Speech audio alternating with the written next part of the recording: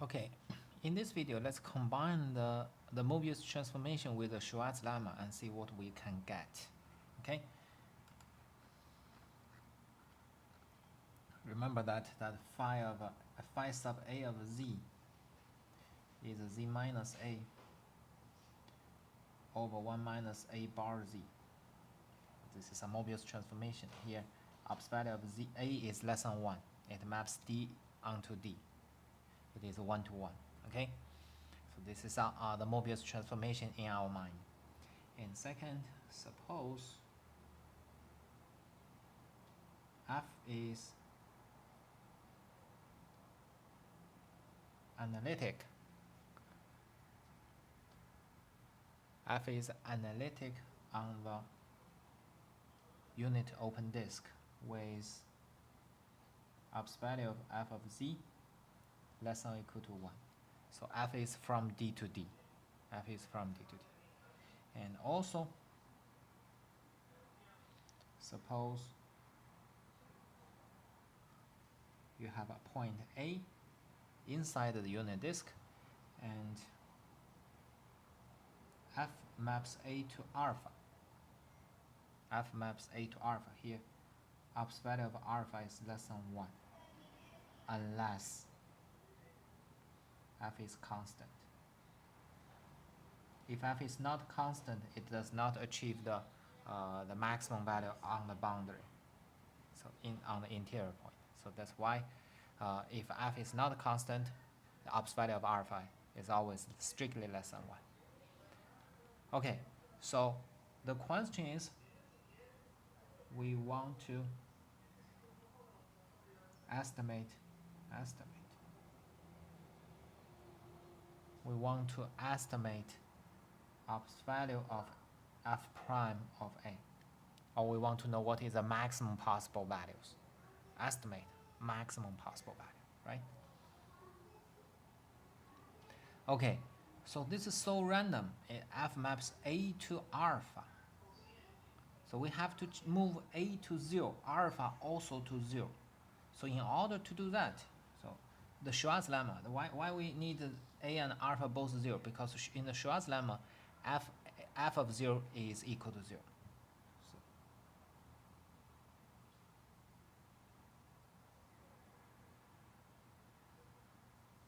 in Schwarz lemma, f0 is equal to 0. So we have to move them. How do we move them? We use this phi a of z. So we define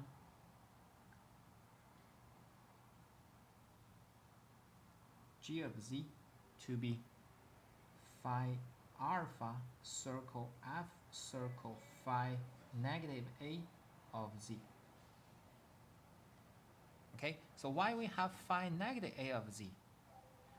Phi a maps 0 to a and a to 0.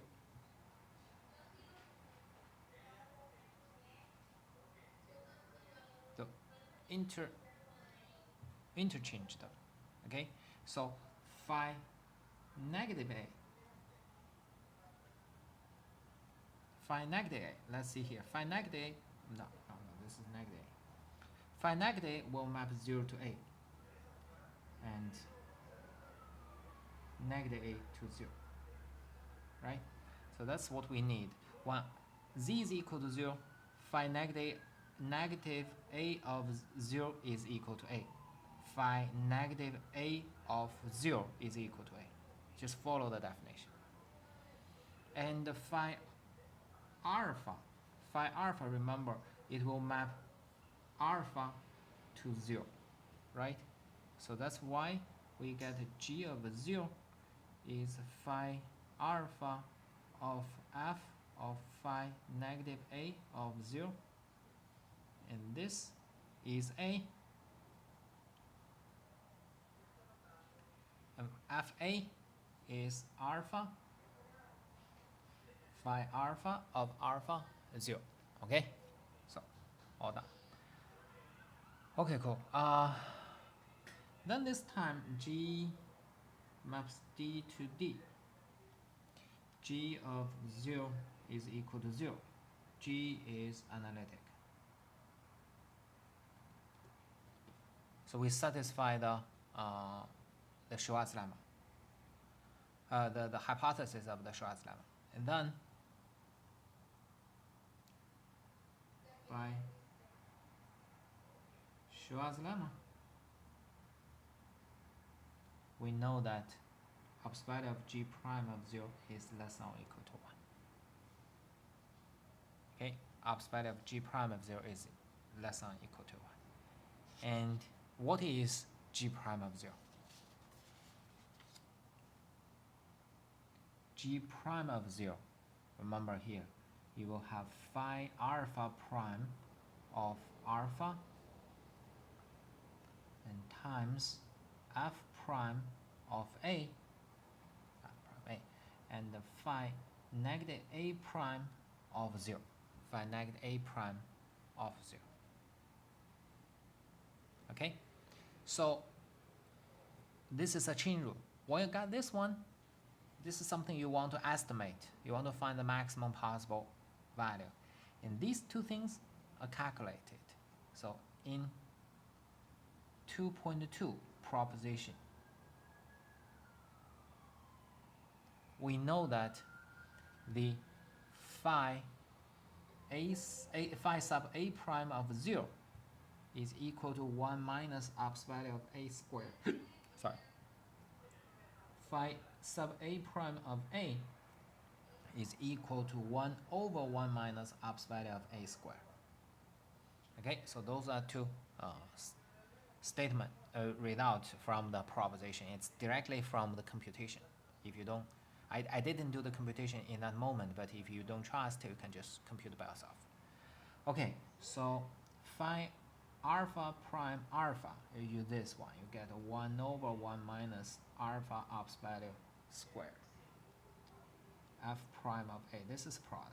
And phi negative a prime of 0 is 1 minus upper value of a squared. Upper value of negative a, upper value of a is the same thing. Okay? So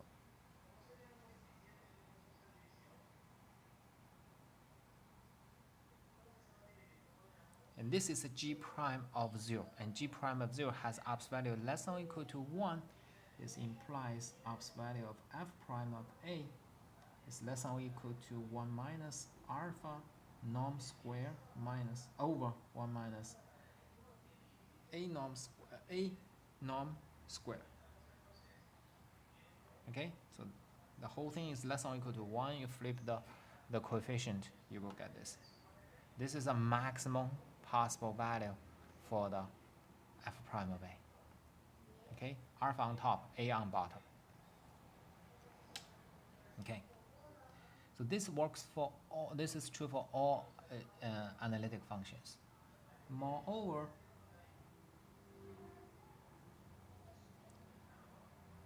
if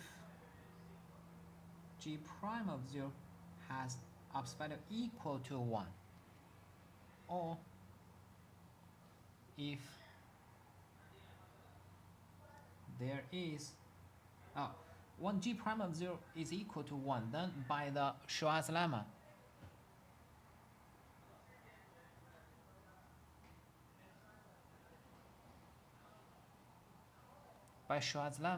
there is a constant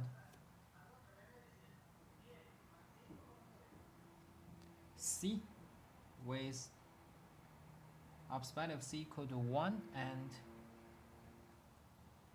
G of Z is equal to the C, the constant, right? G of Z is what? Is a phi alpha circle F circle phi negative A of Z. Okay? And this one is equivalent to, okay, so let's see how do we do the equivalence. So C phi alpha circle F circle phi negative A of Z. We apply this we apply the phi negative alpha on the left side.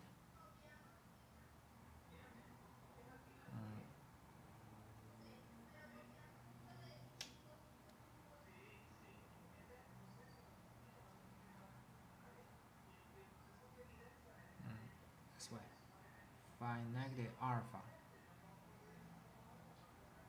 applies to C is equal to F circle phi negative A equal to Z. Right? And then we apply phi A. Phi A is the inverse of a phi negative A. So we get phi alpha of C inside. It's inside. It's from right side. It's inside. Phi A of Z. And this is the product. Be careful. Here it is the product. Okay.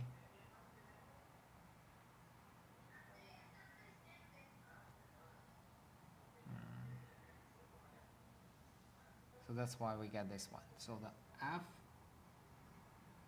of Z is phi negative alpha of C times phi A of Z. Okay. Okay, so I just realized why I feel so confused. So here I miss a Z. I miss a Z here. So that's why here you have this quantity. So I just confused my computation and eventually I figure out here you have Z. So when there's a constant, when G prime of 0 has ops value equal to 1, then there is a constant C with ops value equal to 1 such that the G of Z is equal to C times Z. Is equal to C times Z. This is a rotation, remember that. And then you apply the phi negative alpha on two sides, and then you apply the phi A on the right side, phi negative alpha on the left side, so you have this one. Yes, I'm sorry. But for this moment, I miss a Z here. And then Z is here. If there's no Z, the computation is not correct. It confused me for a long moment. Anyway, okay, it's my mistake. There is a Z here. Okay? Okay, so with this observation, when we have this equality, we can actually determine this analytic function. We keep this in mind, and let's see what we can get in the main theorem. Before the main theorem, let's see that if C has ops value equal to 1 and A has ops value less than 1, then F, which is a C times phi alpha, is a 1-to-1 analytic map.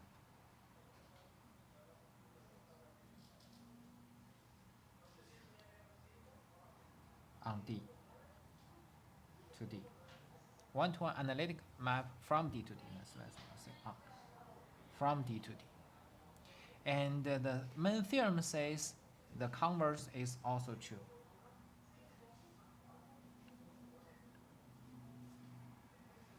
The main theorem says converse is also true. So let F from D to D be a 1-to-1 analytic map of D onto itself, and suppose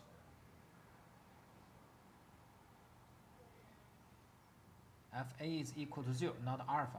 Alpha is equal to 0. Then there is a complex number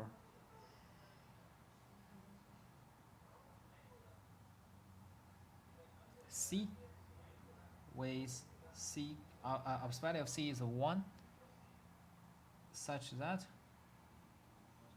F is C times phi alpha. F is C times phi alpha. It looks very simple. It's just because it's not alpha, it's A. Here, where's A? Yeah, it's not alpha, it's A. C times A. That's not alpha. Alpha is 0. Alpha is 0. You don't see this alpha. You see, alpha is 0. Phi 0 is the identity map. Phi 0 of Z is Z. So you don't see that. You just see the C phi A. Right? Okay, so that's exactly the argument we go through. Okay, so since F is 1 to 1 and onto there is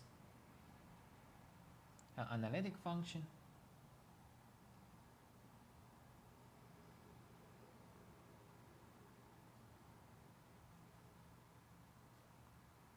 G from D to D such that G of f of Z is equal to Z, the inverse for ops value of Z less than 1. We got the inverse. Okay, so now we apply what? We apply this one right here. We apply star, double star for F and G. We get for F prime of A is less than or equal to, remember this, alpha is 0. So it's a 1 over 1 minus ops value of A squared. Okay. And for G, G maps 0 to A. F maps A to 0, then G maps 0 to A. So G prime of 0 is less than or equal to 1 minus ops value of A squared. No denominator. Denominator is 1. It maps 0 to A. The numerator is the image. Denominator is a pre-image. So for this one, the pre-image is 0. So it's 1 minus 0 squared is 1. Okay? So this is the application of the inequality there. But we know that we know what? We know that G prime of 0 times F prime of A is the identity because of this. Because of this composition is identity. So the derivative is 1. So when you put ops value,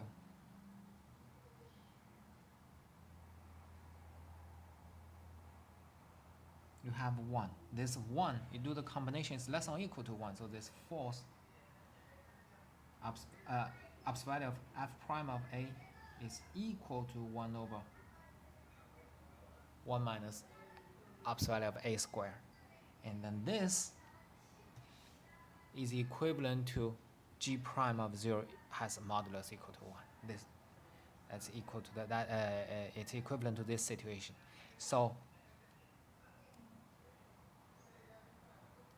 we have f of z equal to c times phi a of z. This is a, not alpha. Phi a of z for some c with ops value of c equal to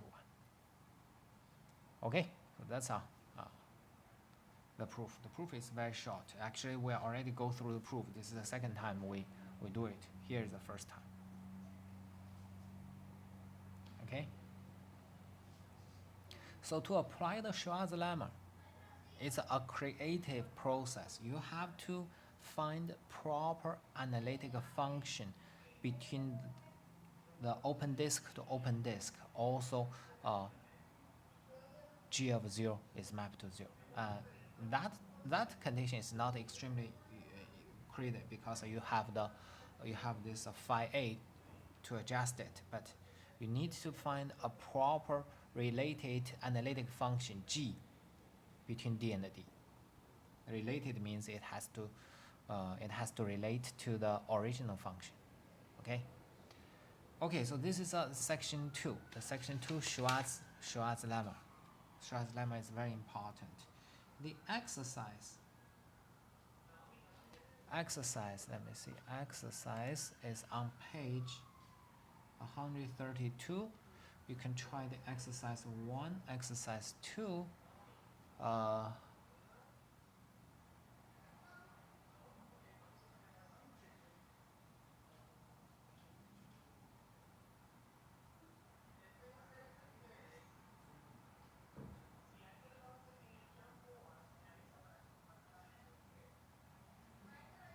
Yeah, let's just look at those two stuffs. I will check other examples if they are proper or not. Okay, so if you have time, try to do these examples, exercise. Okay, so we finished the section 2, Schwarz lemma. In the Schwarz lemma, we totally classify so-called one-to-one onto map with FA equal to 0. We totally classified one-to-one onto with FA equal to 0 is always C times phi A. C times phi A. Only phi A, technically only phi A satisfies this condition. Okay, so finish the second section. Let's talk about the third section, convex function.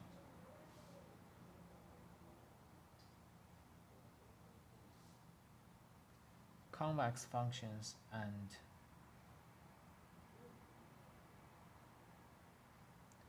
Hadamard's three-circle theorem.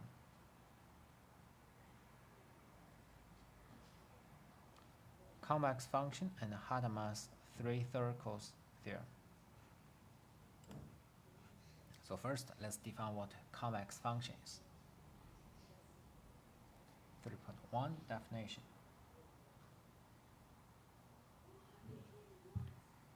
If AV is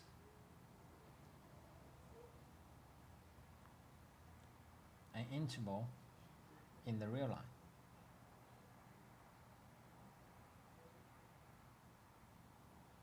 a function f from AB to R, a real valued function, is called convex. Convex if for any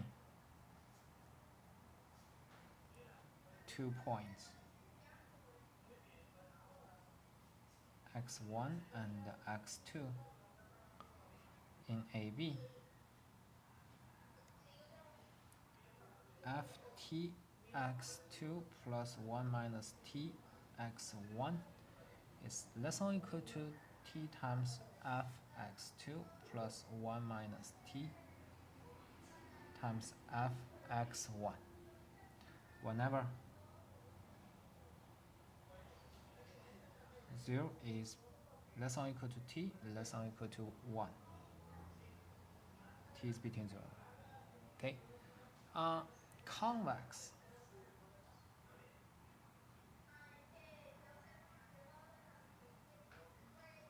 This is a graph of convex, concave down. Why? Because this one is actually the segment, and this is a graph. The graph is always below the segment, then this is a convex. Concave down. Okay? A subset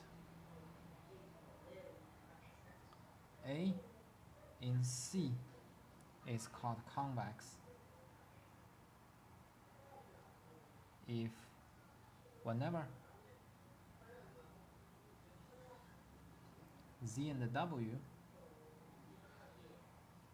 are in A, TZ plus 1 minus TW is in A for 0 less than or equal to T less than or equal to 1. So, oops, like the circle, no, that's whenever you have 2 points, you connect them, this segment is always in this set A, then this A is called convex. So that is, A is a convex whenever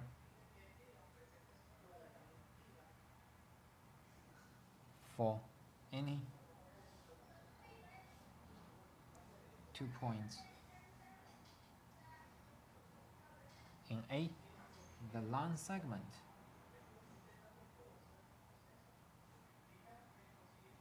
joining the 2 points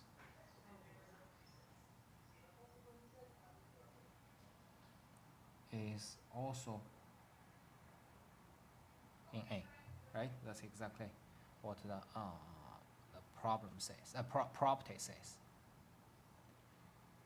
Okay, so here we have 2 concepts. One is a convex function, the other one is a convex set. This is a convex function, the convex set. Then the relation between the convex function and the convex set is that the function is convex if and only if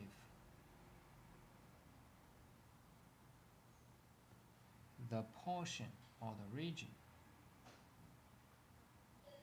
of the plane above the graph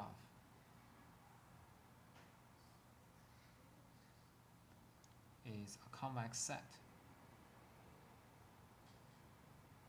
like this.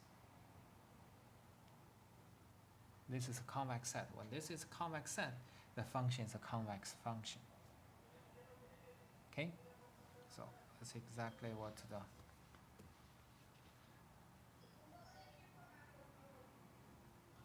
the 3.2 proposition says. The proposition says a function f from AB to R is convex if and only if the set, the portion above the graph, x and y, x is between A and B, above the graph, y, fx is greater than or equal to 1. Okay, this set is convex.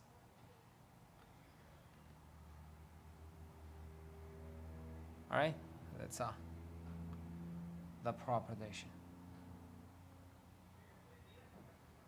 Now let's just quickly prove it. It's really a simple practice. Proof. Suppose f from AB to R is a convex function. We have a convex function, we're going to get a convex set. And let x1, y1, x2, y2 be points in A. So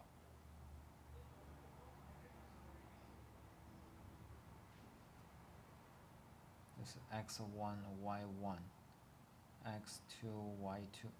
Okay.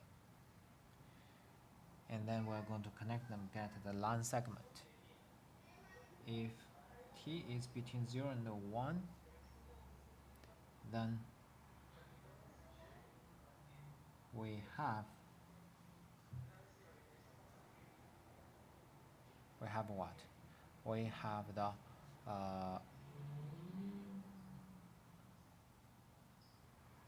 it is a convex function. Let's see what we have. F of t x2 plus 1 minus t x1 is less than or equal to t f x2 plus 1 minus t fx1.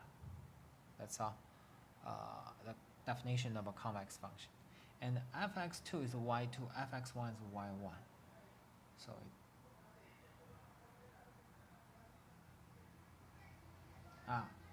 okay. So fx2 here, this is y2, but fx2 is here. It's not y2. My bad. So this level, this is fx2. Here, this is fx1. So y2 is greater or equal to fx2. y1 is greater than or equal to fx1. So it's less than or equal to ty2 plus 1 minus ty1. All right?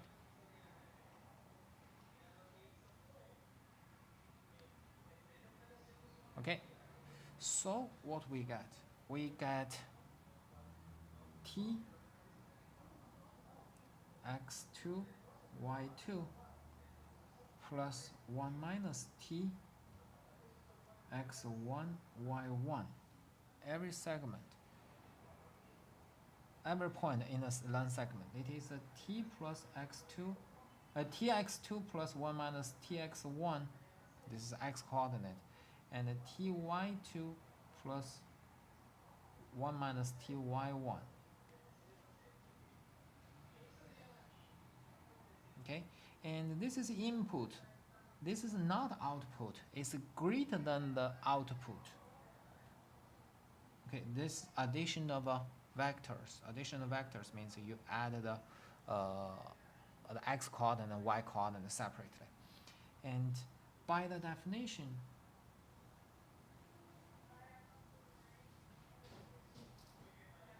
this point tx2 plus 1 minus tx1, ty2 plus 1 minus ty1 belong to A.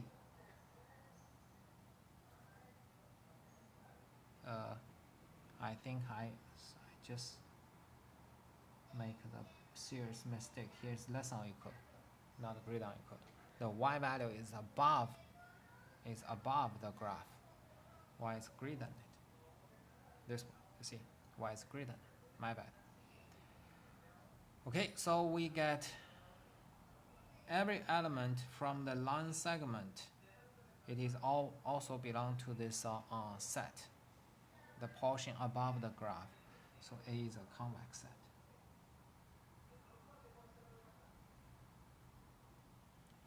A is a convex set. Second, suppose that A is a convex set. When A is a convex set, let x1, x2 be in AB. We find the 2 points in the domain. Then tx2 plus 1 minus tx1 and tfx2 plus 1 minus tfx1 is on the graph. On the graph, of course, is still in the region, in the portion, is in A.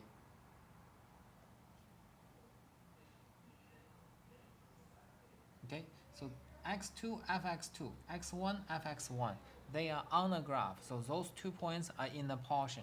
When those 2 points are in the portion, the line segment is totally in the portion. That's by the convex definition of a set.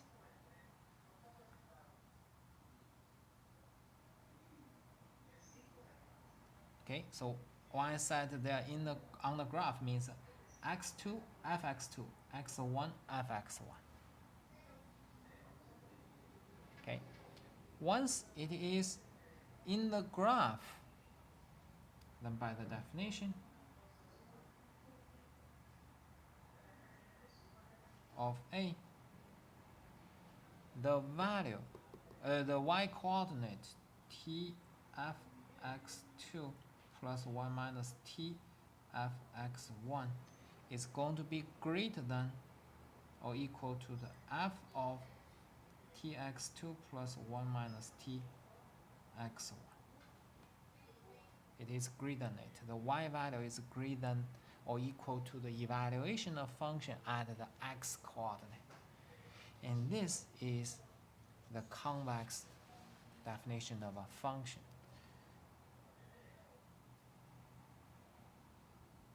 This means that f is a convex function. F is a convex function. Okay, so we are done. So above it, this is convex set. The function is a convex function.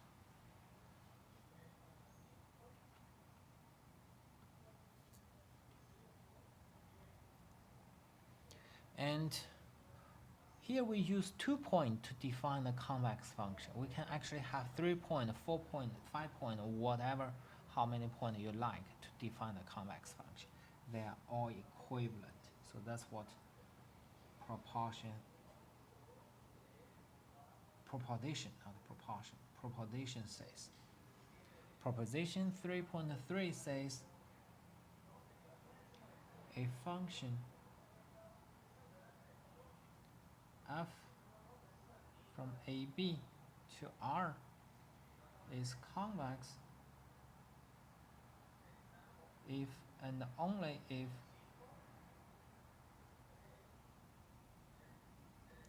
for any points x1, x2, xn in the closed interval AB and real numbers t1, t2, tn greater than or equal to 0 with sigma tk, k from 1 to n is equal to 1. We have f of sigma tk xk, k from 1 to n is less than or equal to sigma tk f xk, k from 1 to n. So basically, what is a convex? Convex is not linear. Linear, you can just distribute this f into the sigma. This is a semi-linear. It's less than. When you distribute this function into the sigma, it is less than or equal to. You just weak the condition of a linear function. Okay? And we also have a similar definition for the convex set. A set A, a subset A in C is convex if and only if for any points z1, zn. In this moment, those points are in the plane. Here, when we say point, they are in the real numbers. In A and real numbers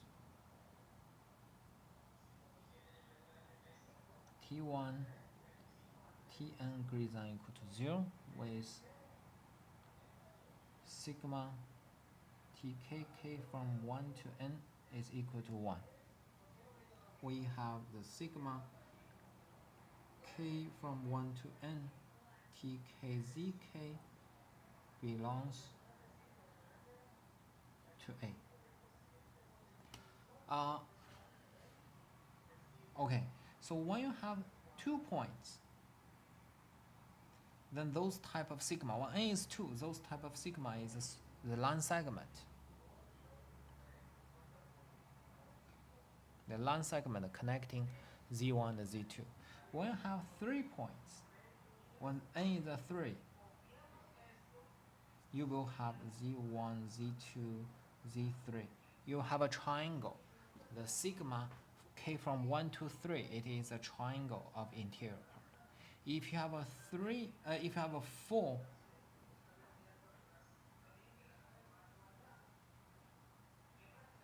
n equal to 4 points,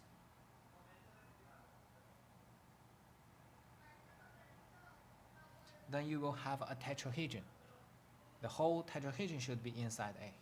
So they all have the geometric, corresponding geometric figures. Okay?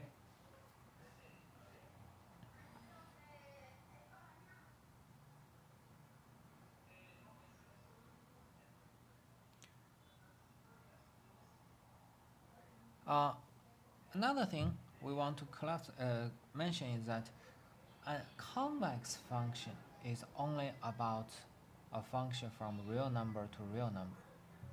It's not for the complex functions. Okay?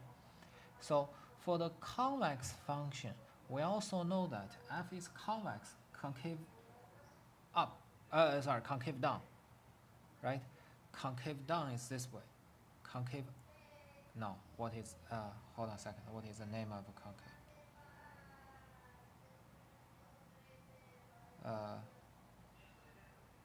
This is concave up. Yeah. Okay, so well, forgive me. The f is convex if and only if f double prime is always positive or non-negative. If f is twice differentiable, right? And f is convex, then you may have, f may have a local minimum value.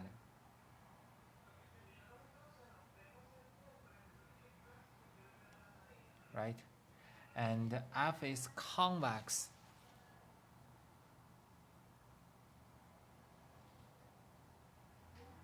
then the maximum of not maximum, then the fx is less than or equal to the maximum of fa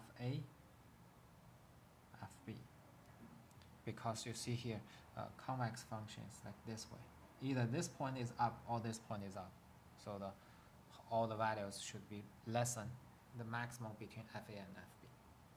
So there are many properties about the convex function, so we are interested in this type of a function.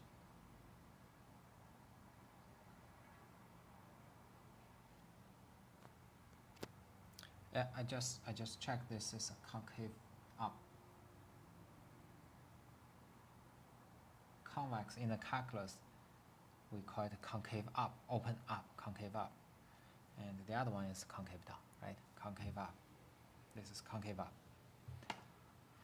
Okay, good. Now let's see. Well, it's not. It's this one. Actually, let's prove. Let's not see. Let's prove one of the results we use a lot, but we just take for granted. Proposition: a differentiable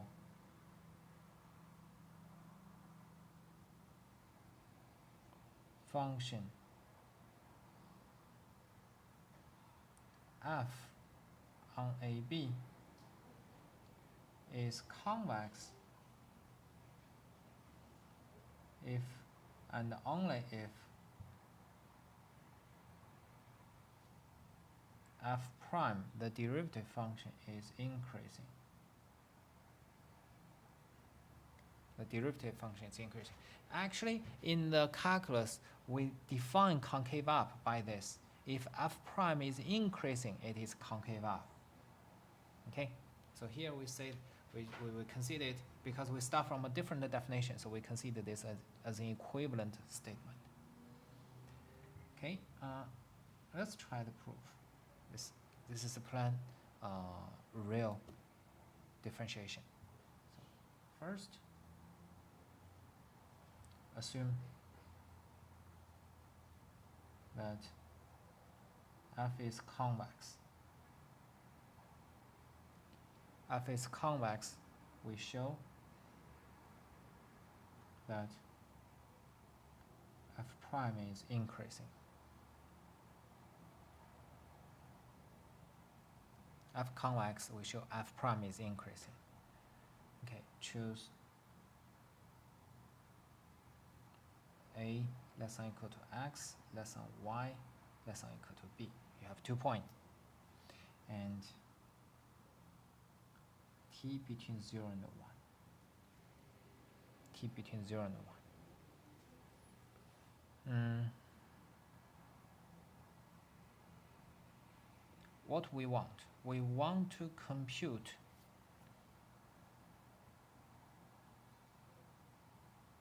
hold on.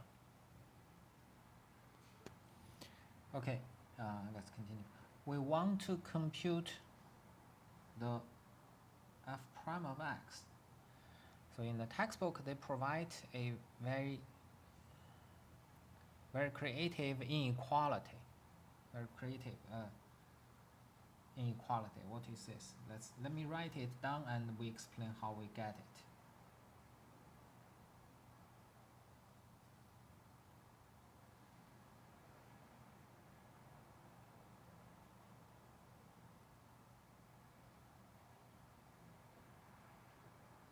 Okay, so why we have this inequality? This inequality comes from the following computation. So first,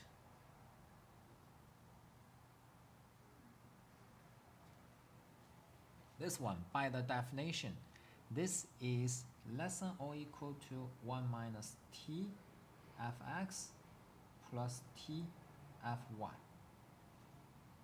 Okay, and then it is equal to fx minus tfx, so it's plus t times fy minus fx. Okay, this is just an organization, algebra. Okay, and then we move this fx to the other side, so I get f of 1 minus tx plus ty minus fx is less than or equal to t times fy minus fx. Alright, and then we divide these two sides by ty minus x. Ty minus x. Okay, and cancel this t, you will have this one. Well, t times y minus x is positive because we assume here y is greater than x. So you don't have to worry about this sign. Okay, so this one, and you check that this 1 minus t times x plus ty minus x. Remember the derivative is fx plus h minus fx over h. So 1 minus tx plus ty and minus x, this number input minus x, it is exactly equal to ty minus x. So this difference is exactly the denominator, the h. So there's no problem. So you let t approaching 0. You let t approaching 0, this the h approaches 0, then you will get left side is exactly the f prime of x less than or equal to fy minus fx over y minus x. Okay, and similarly, almost identical, but similarly,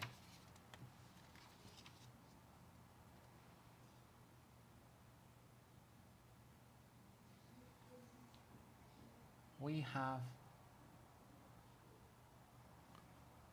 1 minus t of x plus ty minus y. So here is a minus x. You see here, minus x. This moment we use minus y. Minus y, it is equal to 1 minus t of x minus y. 1 minus t times x minus y. This is a negative number. X minus y is negative. 1 minus t is positive. So this is a negative number. And from this negative number, you have what? You have the fx. Let me see what inequality we have here. the inequality is the following. We copy the same inequality, so 1 minus tx plus ty, and this moment we are going to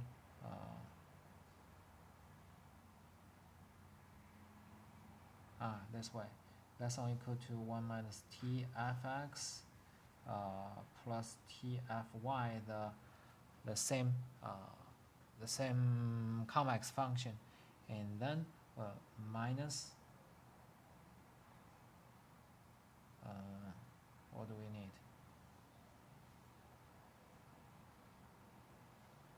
What do we need? Yes, minus fy plus fy. Okay, and then you move this plus fy to the left hand side. You get f 1 minus t times x plus ty and minus fy less than or equal to 1 minus t times fx minus fy, fx minus fy. In this moment, we divide the inequality by 1 minus t x minus y, 1 minus t x minus y. Remember, this is a negative number. When after you do the division, you change it to be the greater than or equal to. So you get f 1 minus t x plus ty minus fy over 1 minus t x minus y. The difference of two inputs is the same thing, is this one. So we just compute it. It's greater than or equal to here. 1 minus t cancelled. You get fx minus fy over x minus y. You can switch them, fy minus fx over y minus x. And then you let t approach 1, the h approaches 0, so you get f prime of y is greater than or equal to f of y minus fx over y minus x. Here is less than, here is greater. See the relation we get. So f prime is increasing. Of course, this increasing property depends on the order we preset. We assume at the beginning x is less than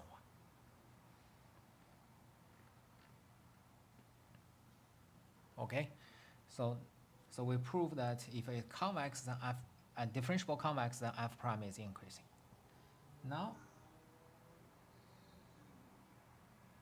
assume that f prime is increasing.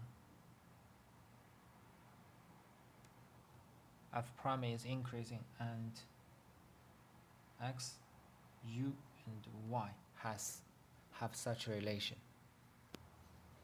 Then by mean value theorem,